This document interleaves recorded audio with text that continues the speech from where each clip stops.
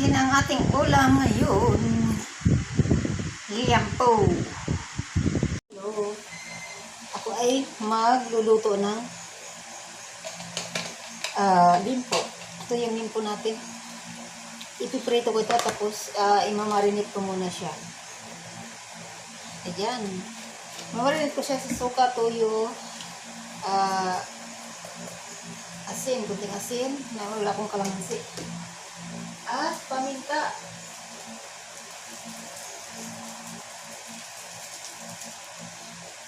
Ayan, ilalagay na natin yung ating limpo dito sa ating imamarinate natin siya sa toyo at paminta. Lagyan ko konti ng suka. Saka natin prito. Prito natin mga kaibigan. Yan ang ulam natin ngayong araw.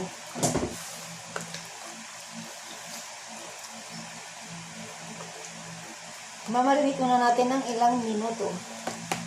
Saka nilagyan ng bawang.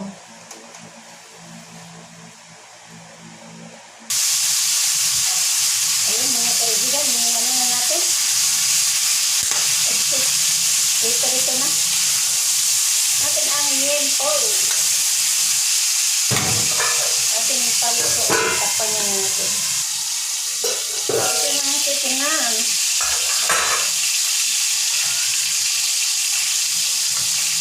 Balik pa rin.